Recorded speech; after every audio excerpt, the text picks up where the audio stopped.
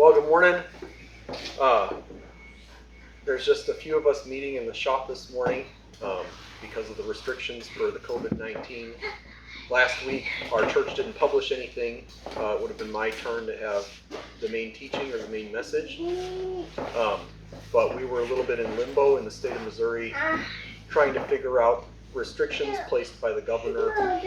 And as it turned out, those restrictions didn't take effect till midnight on Sunday, but we were unsure about it as a church. And so, just to be conservative, we canceled our meeting. And from here on out, for a while at least, we expect to not be able to be meeting as a full group because of the restrictions of 10 people or less and social distancing. So we're just here with my family this morning and Walter Jr.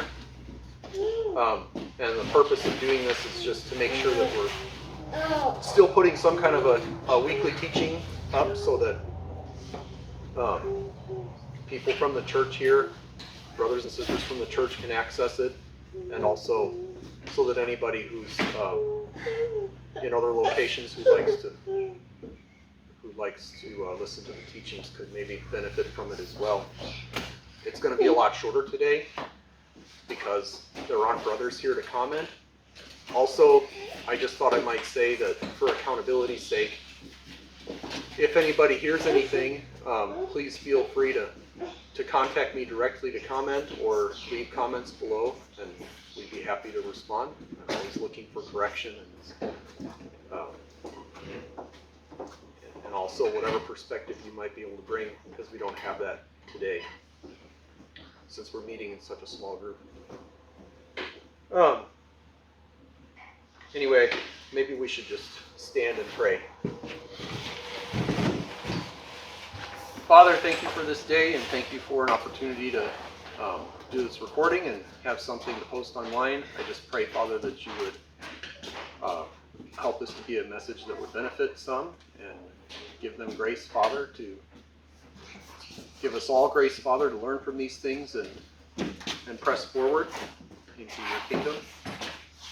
Help us to be encouraged, Lord, and to stay strong through this time of social isolation and economic hardship where it's coming, Father. Help us to be a good, clear witness through these things.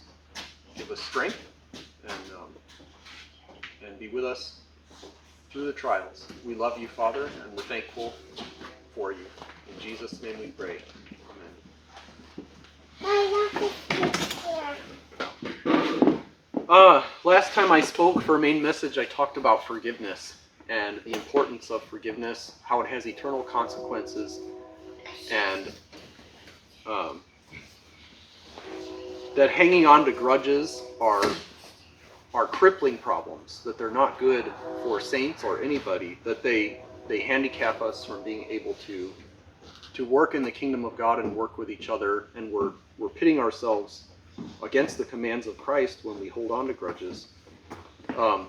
Unforgiveness affects our fellow servants, and that it's essential to forgive both those who are sorry or repentant and also those who are not.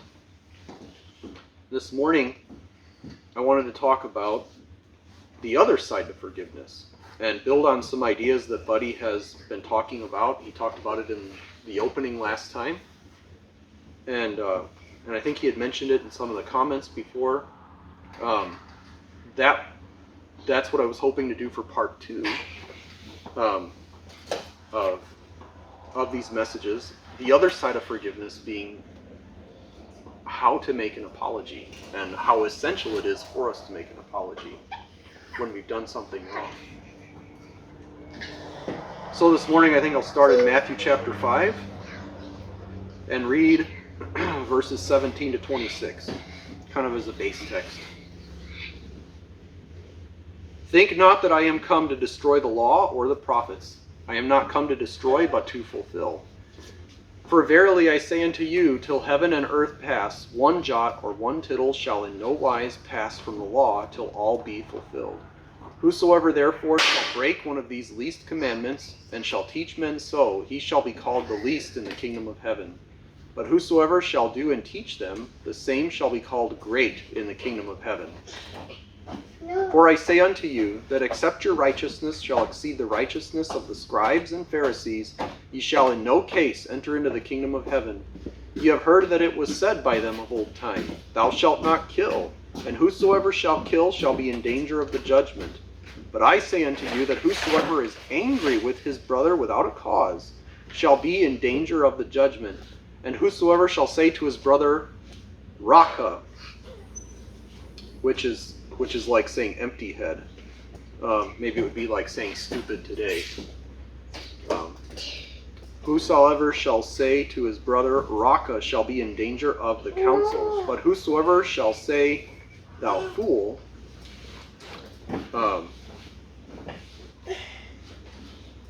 shall be in danger of hellfire. Therefore, if thou bring thy gift to the altar, and there rememberest that thy brother hath aught against thee, leave there thy gift before the altar, and go thy way. First be reconciled to thy brother, and then come and offer thy gift. Agree with thine adversary quickly, whiles thou art in the way with him, lest at any time the adversary deliver thee to the judge, and the judge deliver thee to the officer, and thou be cast into prison. Verily I say unto thee, thou shalt by no means come out thence till thou hast paid the uttermost farthing.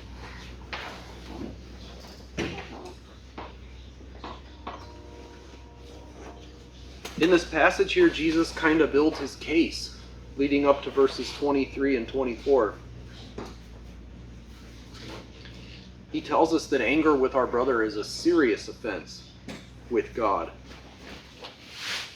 and that insulting our brother is a serious offense with God. But he has a remedy for us in verse 23 to 24. And the remedy is, if you do something to offend your brother, stop what you're doing and go make it right with him, even if you're at the very altar with a gift for the Lord. He doesn't want your gift until you're able to remedy the wrong with your brother, if you know that somebody has something against you. It's especially important when we're trying to serve God. The example here that Jesus gives is, if you bring your gift to the altar, and there rememberest that thy brother hath aught against thee, leave there thy gift before the altar, and go thy way. First be reconciled to thy brother, and then come and offer thy gift. The way to serve God in this case is not to be giving him sacrifices and gifts, but to be working on peace with your brother or your sister. To do it now.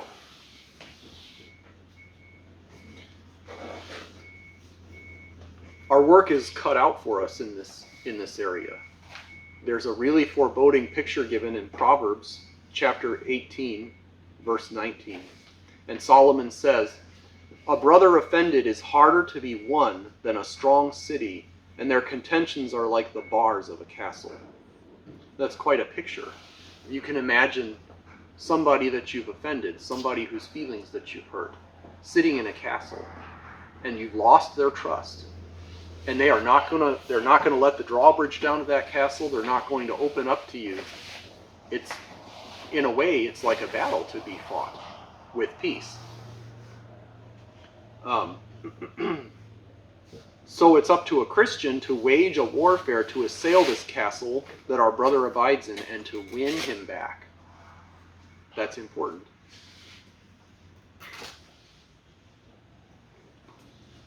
It seems like a current event, but it's a very old problem. There's a disease among the populace right now. Have you heard of this disease among the people? It causes social distancing. It strains relationships. It's potentially deadly. And there is currently no vaccine. And it's as old as time itself.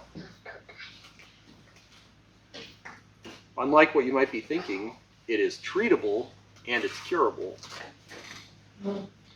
The disease is pride. Proverbs 13:10 says, only by pride cometh contention, but with the well-advised is wisdom.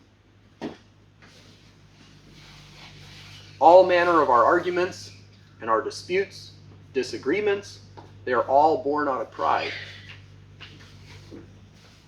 And according to Webster's 1828 dictionary, pride is an inordinate self-esteem, an unreasonable conceit of one's own superiority in talents, beauty, wealth, accomplishments, rank, or elevation in office, which manifests itself in lofty airs, distance, reserve, and often in contempt of others. It's not really given over to peacemaking, is it? To be prideful. Most of the disagreements, most of the offenses that we have are born out of that pride.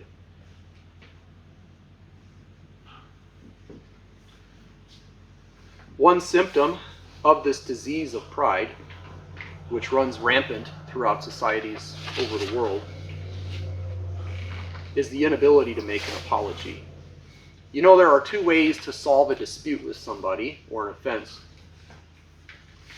For the prideful, there's really only one way. And that way is to let the thing blow over with time. No apology is necessary. That is unthinkable. It's humbling. It's embarrassing. So let time fix it, and the offended person will get over it. That's for the prideful.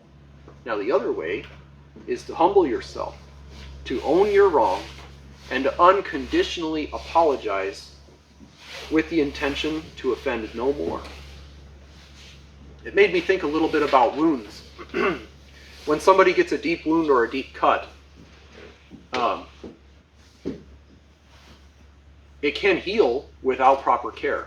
It can heal without stitches. It can heal without the right ointment and the right gauze and the right disinfectant. However, if it is untreated, it's going to leave a big, ugly scar. Or if it's treated improperly, it will leave a scar that remains painful. It can be prone to re-injury. And it will be something that other people can readily see. It's an obvious thing. However, the same cut could be treated properly, and that cut, instead of healing with a big, ugly scar that's painful and people can notice it and see it, will heal with a small scar, but with time, that scar actually fades from view until it's completely forgotten. And I think that is the difference. An offense treated without an apology can be forgiven. In fact, it's our commandment as Christians to forgive people who are unrepentant. However, it will always lack something, and it'll always be prone to some kind of re-injury. In short, there's no trust. Trust can never be regained when that's the way that conflicts are dealt with and when they're solved. They're improperly treated. An offense that's treated with an apology, a real apology, a sincere apology, one that's right before God and right before the offended person, can properly heal. And it can fade completely with time because trust is regained. I have a couple of stories that I'd like to share that are personal stories from when I was growing up and when I was younger, just entering the workforce. And anyway, I guess just as a disclaimer for those stories, I think that especially in one of these stories, I could have done things different, and I learned a lot through this story about how I share thoughts with people and also how I come off towards people when I'm sharing. And it's not a story that I tell for sympathy. I don't feel like a victim in the story. I just feel like it's important to say that, and also to say that I think, especially in the one story I made, I mean, there were things I could have done differently. The first story happened about 20 years ago. My family had bought a little farmhouse and the outbuildings and just a few acres, and the plan was to rent it out and have it be maybe a retirement wood shop or something. But those plans never materialized. But we did own it for several years, and it was in rough shape and it needed to be fixed up. The house needed to be renovated, and insulated. It was an old farmhouse, and the roof, in this particular case, the roof needed repair, and so we were working on the roof. I was up on the roof with my father and several hired hands, and we were shingling. I was, I think I was an early teen. I guess I would have been about 14 maybe, 13 or 14. And while we were shingling up there, my dad needed a half tab of shingle. And so we called for a half tab, and I didn't know what that was. So I told him, I don't know what that is. What's a half tab? And I started pointing to things. And he must have been having a bad day, I'm not sure, but he started to get more and more frustrated. And finally, I didn't know what he wanted, and I picked up a piece of shingle that was already nailed down, and I kind of peeled up the corner, and I said, "Is this what you want? Is this it?" And he cursed me in front of his workers, and it was devastating. It was horribly embarrassing. I was ashamed and embarrassed, and I quickly turned and went down the ladder and walked around the house and found my way into the front door, and then went upstairs into the furthest corner of the house that I could, and I just wept there. That could be the end of the story. However, my father recognized that he had made a big mistake, and he came and found me and apologized. And it was a real apology, and he was sorry, and he wanted to improve on his performance. It was a pivotal moment for me, understanding the power of a real apology, and I still think about it today. As parents, as moms, as fathers, also as a brother or a sister in a family, an apology is one of the most valuable tools in your toolkit of how to raise children and also how to maintain relationships. It's incredibly powerful to receive a real apology from somebody. Granted, it would be better to never have had the offense in the first place, but it can give you confidence in somebody's sincerity in wanting to solve problems. And that's what it did for me. I think you cannot be too humble with your children, or with your brothers and sisters in Christ, or your flesh and blood brothers and sisters.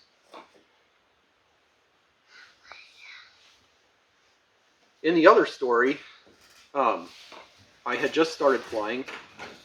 I think I'd been flying for maybe a year and a half for the airlines, or close to 2 years. I was newly married, and my wife still to this day would pack lunches for me for when I go out, because it's healthier and helps save money. I showed up to work, and the man I was working with was in his early 50s, and anyhow, early on in the trip, he offered me a yogurt, and I accepted it, and I didn't think much of it. And I don't know, maybe a couple days into the trip, we were in Washington Dulles, waiting for takeoff, and we were in a big line. And I had been sharing with him a little bit about Christian faith. He was kind of a more universalist approach, and I was expressing ideas more of exclusivity in Christ, and that other religions would be wrong, and he was pretty against that idea in general, and didn't think very much of it. And I think that's relevant in what happened next. But anyhow, here we were sitting for takeoff, and I was eating a little baggie of grapes that my wife had packed for me, and this man had food with him the whole time. he was never without food, and I didn't think anything of it, and I'd never offered him any food. I finished the last grape and put the little baggie back in my lunch bag. And then he turned to me and he said, Max, I'm going to share something with you, and I hope it floors you. And then he said, you know, and I don't know how much you know about me, but when you started this trip, I offered you a yogurt. I didn't have to. It was my yogurt. And since we've been on this trip, you didn't offer me not even a single grape. You didn't offer me. He said, I don't know how much you know about me or how much you know that I make in a year, but I use my wages from this job to pay my taxes because I'm a millionaire. And I don't do this job because because I need income. I do it because I like people. And anyway, I told him I was real sorry. He was right. I hadn't shared with him, and I offered to make it right with him by buying him dinner, and he said no. He refused my offer to make it right and said that he doesn't allow anybody below his pay grade to buy him anything. So I couldn't make it right for him. And then I still remember we were flying from Washington Dulles down to Jacksonville, Florida. And until we took off, and then after takeoff all the way down to Florida, he berated me on how awkward of a person I was and how strange I was and how being a Christian is not about talking about great things, but being willing to share. And in all of that, he had a point, and I learned a lot from that. But his main goal was to tear me down as a person and to attack my character. It was really difficult, and I really struggled with it for a long time. There was a long period of time where I would never even share the story with people because it stirred up feelings within me of, having been wronged, maybe bitterness. But I did know that I needed to forgive him, and I have forgiven him. However, there was something lacking. He never was sorry.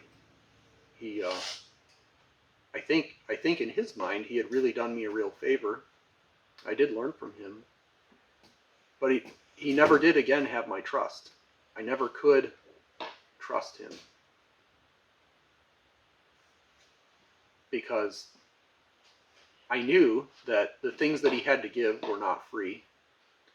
And I also knew that he was quick to judge and attack personal character.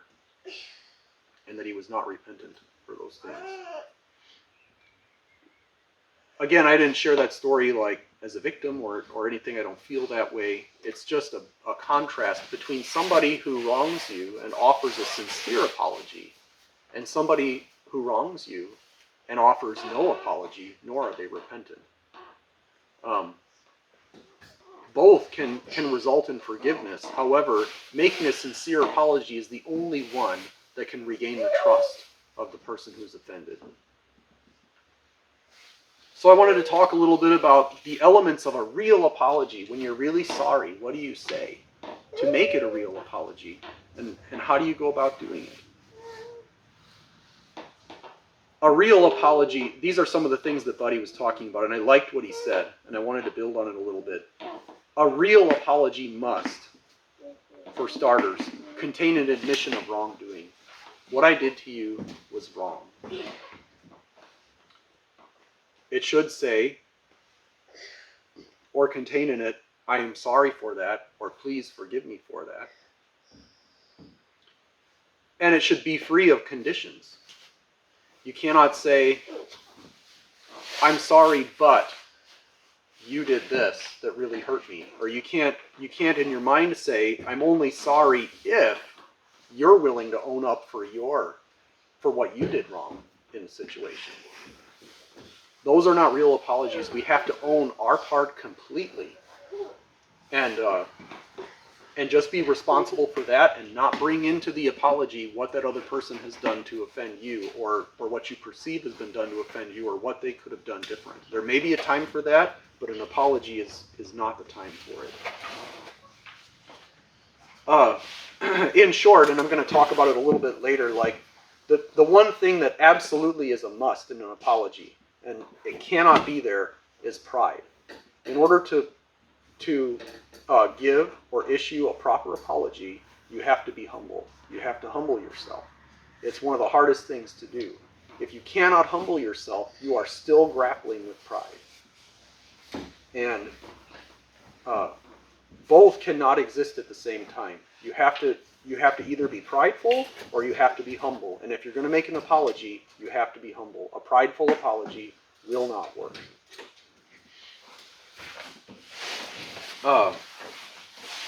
Unless that pride is absent, we cannot hope to deliver a genuine apology. There's a couple remedies for pride here that I wanted to read in Proverbs chapter 8.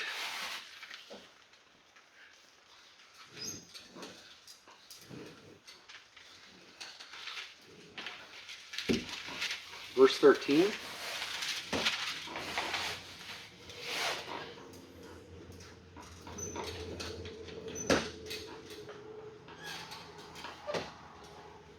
Proverbs 8 verse 13 says, "The fear of the Lord is to hate evil, pride and arrogancy, and the evil way and the froward mouth do I hate." To fear the Lord is to hate pride. To hate the thing that elevates us in our minds above other people. Or that makes us think that we're entitled to something more than somebody else. That is to fear the Lord. Fearing the Lord can help us remedy those things. And understanding that what He wants us to do, the command of Christ, is to make things right with our brother. That's one way to slay this disease of pride. In Proverbs 29, verses 22 and 23, it says, "An angry man stirreth up strife, and a furious man aboundeth in transgression. A man's pride shall bring him low, but honor shall uphold the humble in spirit."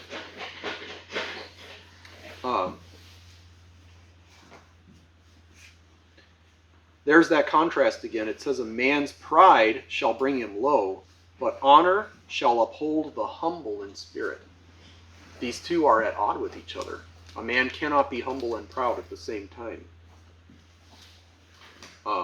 So if we choose to honor our brother, if we choose to think more highly of others than ourselves, as we're taught in the epistles, then we can combat this pride that is in every man by nature. There's one story in the New Testament. I was trying to think of a story that shows what a real apology is like. There are a couple of them, but I thought I'd turn to one of my favorites. It's the story of the prodigal son in Luke chapter 15. So I thought I would read that.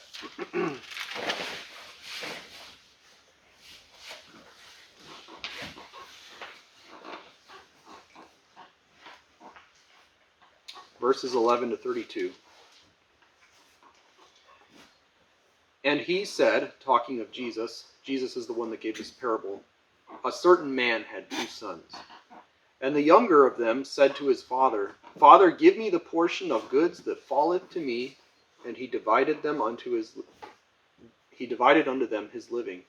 And not many days after, the younger son gathered all together and took his journey into a far country, and there wasted his substance with riotous living. And when he had spent all, there arose a mighty famine in that land, and he began to be in want. And he went and joined himself to a citizen of that country, and he sent him into his fields to feed swine. And he would fain have filled his belly with the husks that the swine did eat, and no man gave unto him." In other words, this man was starving.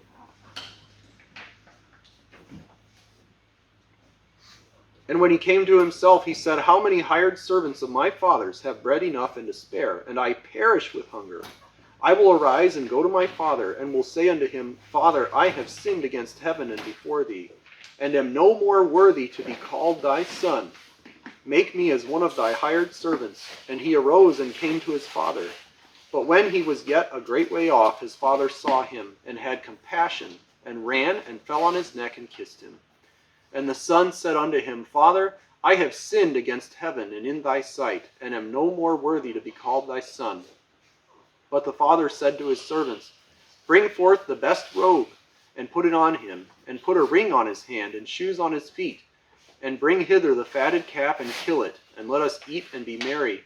For this my son was dead, and is alive again. He was lost, and is found.' And they began to be merry. Now this elder son was in the field, and as he came and drew nigh to the house, he heard music and dancing. And he called one of the servants, and asked what these things meant. And he said unto him, 'Thy brother is come, and thy father hath killed the fatted calf, because he hath received him safe and sound.' And he was angry, and would not go in. Therefore came his father out, and entreated him. And he answering said to his father, 'Lo, these many years do I serve thee, neither transgressed I at any time thy commandment, and yet thou never gavest me a kid, that I might make merry with my friends. But as soon as this thy son was come, which hath devoured thy living with harlots, thou hast killed for him the fatted calf.' And he said unto him, 'Son, thou art ever with me, and all that I have is thine. It was meet, or it was good, that we should make merry and be glad, for this thy brother was dead, and is alive again, and was lost, and is found.'"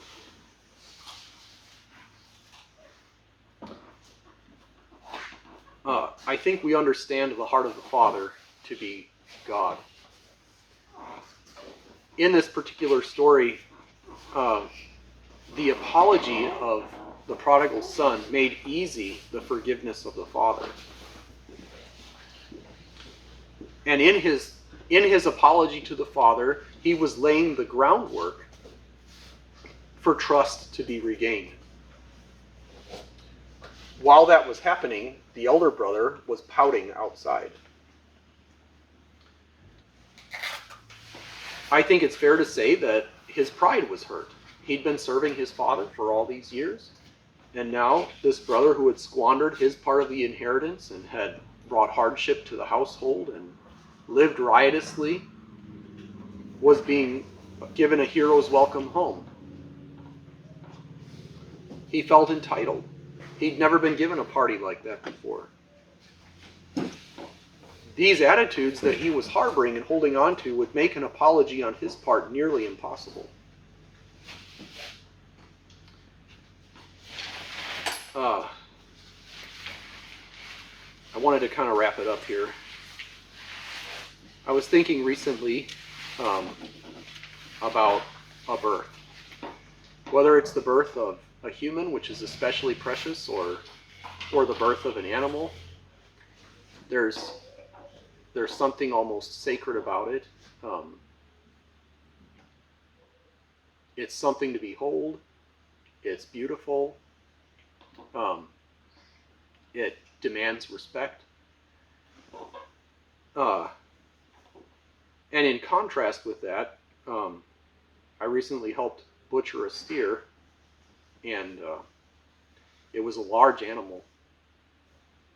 And when we killed the animal, in a similar sense, but on the opposite end of the spectrum, it was a sober, powerful event.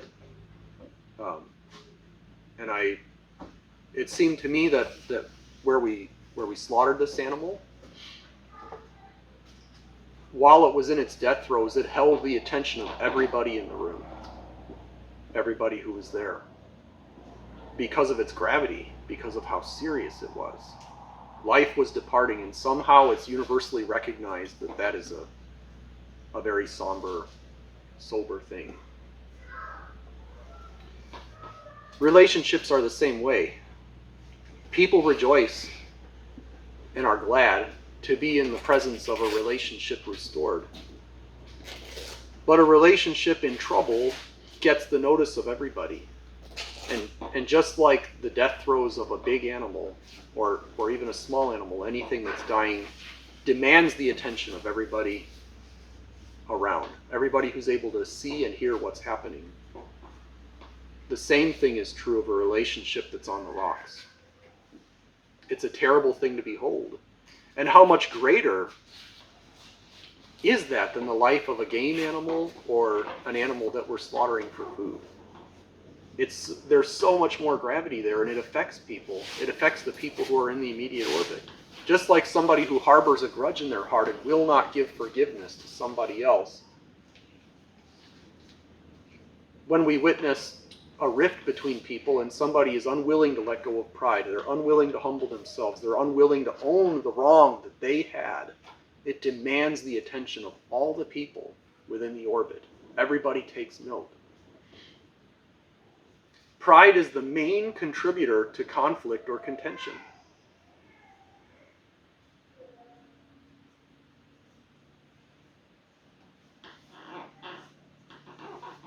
Pride starts contention, and being humble helps to resolve contention. You cannot be prideful and humble at the same time. Therefore, you cannot make a real apology while hanging on to pride. Strive to win your brother or your sister back with a real apology. It's the difference between a relationship that has peace and trust and one that has tension and mistrust. It's a pivotal thing. We hear a lot more about forgiveness than we do about making a real apology. But it's an incredibly powerful tool that we have access to, that's commanded of us by Christ. And we dare not neglect it, because if we do, we're in danger of dividing the body, and that's a very serious thing, or offending our brother. That was the message that I had, and I just want to say thank you for your attention, and God bless you. And I just had one final thought, and with all of this social distancing that's not related to pride, that's related to COVID-19, we all have a lot of opportunity to reflect, especially if you're somewhat confined and your activities are confined. There's a lot of opportunity to reflect on the things that we've been talking about. And certainly I think everybody can think of a relationship in their mind where maybe things weren't handled the best.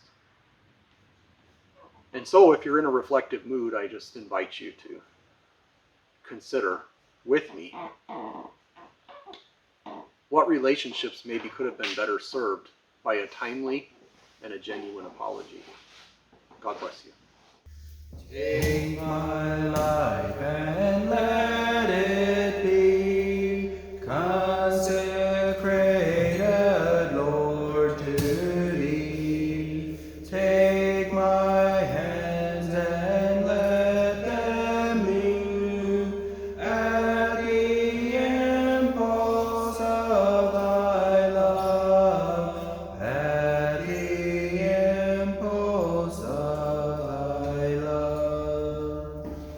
Take my feet and let them be swift and beautiful for Thee. Take my voice and let me sing, always only for my King, always only for my King. Take my lips and let them be filled with messages from Thee.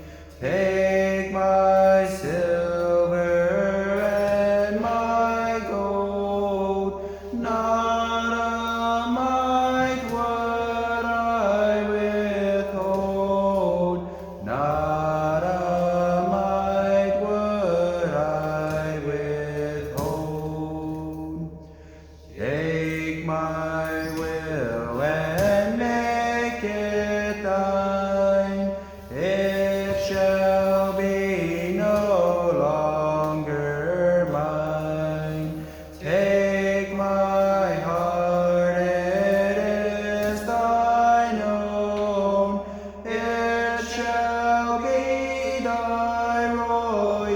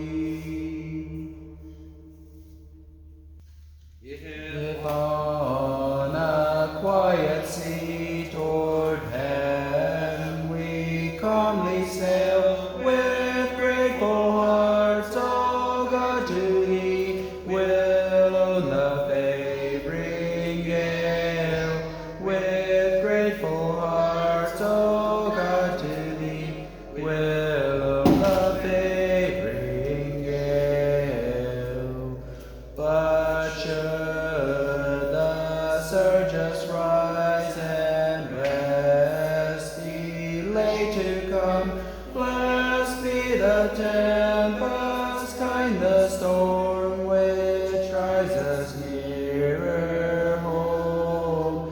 Blessed be the tempest kind, the storm which drives us nearer home.